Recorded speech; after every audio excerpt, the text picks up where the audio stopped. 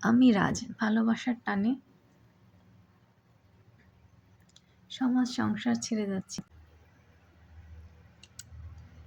বলতে সংকোচ নেই, ভালোবাসা বাঁচাতে আমি সব পারি। সমাজের কাছে পাগলামি হতে পারে, আমার কাছে একজন প্রেমিকের দায়িত্ব প্রেম বাঁচিয়ে রাখা। ৫ বছর পরে ভালোবাসা বাঁচাতে যে রাজ সংসার ত্যাগ করেছিল, আজ সে সংসারের মায়া তাকে তাড়া করে ফেলে।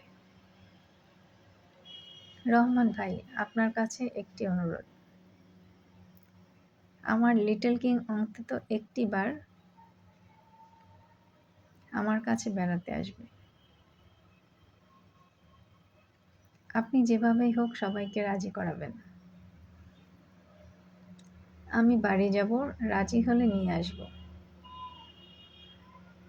রহমানের সরল স্বীকারোক্তি সবাই বিশ্বাস করেছিল। রহমান আমার নাতিকে সাবধানে নিয়ে যাবে।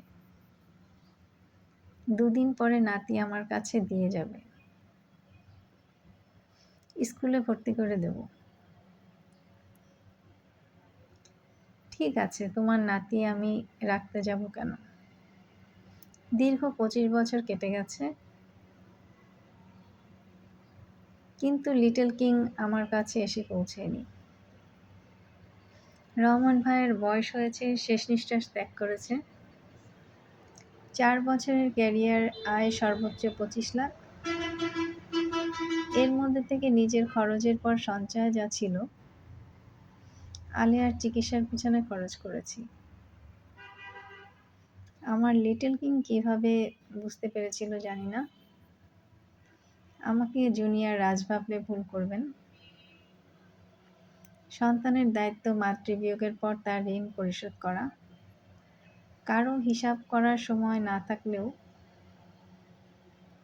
আমি ম্যানেজমেন্টে জড়িত অনেক বছর।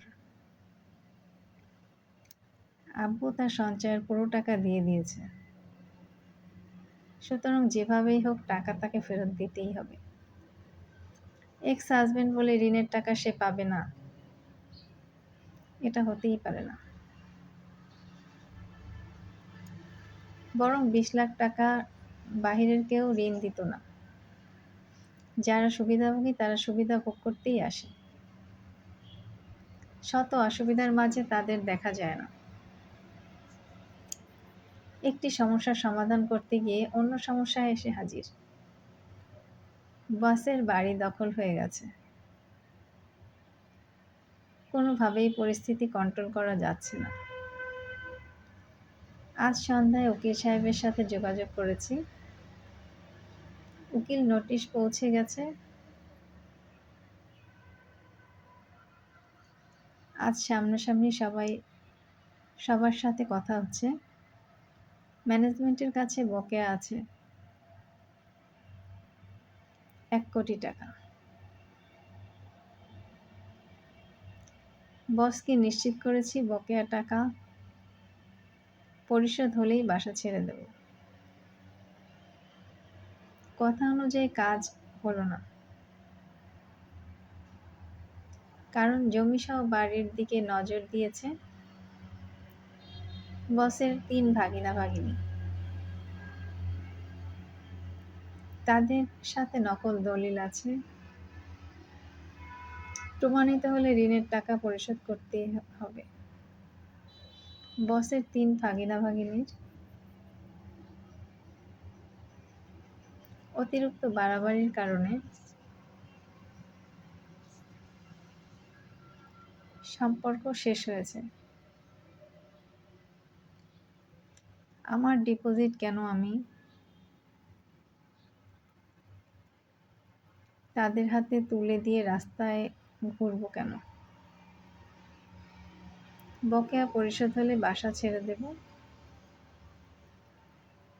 কারণ কোচিংয়ের জন্য বড় স্পেস ২ জায়গায় হলে সমস্যা। অতিরিক্ত প্যারা নিতে যাব কেন? সকলের কথা শুনে উকিল সাহেব পরের ১৫ দিন সময় দিলেন। এর মধ্যে কাজ না হলে কেস কোর্টে যাবে।